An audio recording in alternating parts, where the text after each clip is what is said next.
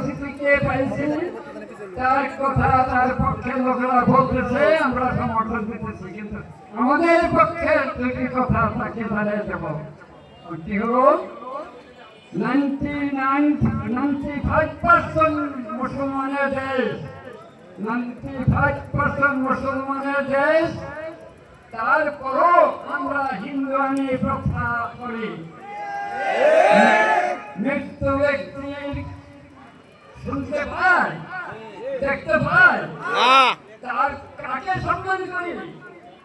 মৃত্যু ব্যক্তির দরকার, তার পরকালীন সবের প্রয়োজন, মুক্তির প্রয়োজন, আমরা তাকে সম্মান করি, ফুল দিয়ে।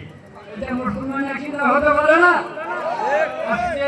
আজকে যদি মনে করেন, আমরা শুনতেছি অন্যান্য গ্রহ জীবের পাচ্ছি, যদি ভিনদেশি কোন সচেতন মানুষ বা জীব আসে আমাদের দেশে, আমরা মৃত্যু ব্যক্তিকে জড় পদার্থ, তার কানে শোনে না, চোখে দেখে না, তাকে ফুল দিয়ে সম্মান করি।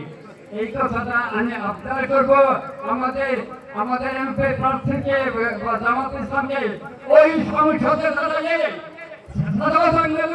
বললেন, মাননীয় স্পিকার সাহেব, মৃত্যু ব্যক্তি দেখতে পায়, শুনতে পায় না।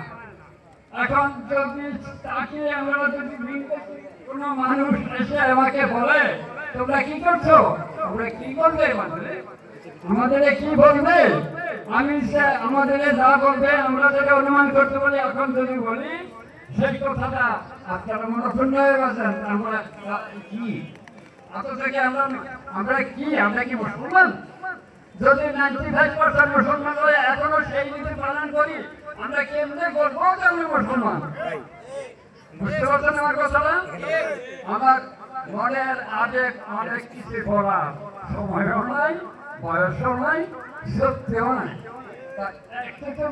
আমার প্রধান অতিথিকে জানিয়ে দিলাম যে সংসদ ভবনে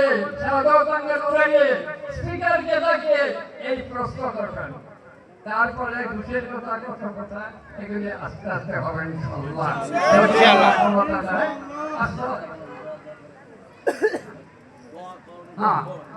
এখন বুঝতেই তো পারতেছেন, বিভিন্ন দল করেছি, এখন এই মঞ্চের প্রধান অতিথির সাথে বসেছি, বুঝতে পারছেন না আমার কথা? প্রত্যেকটা লোক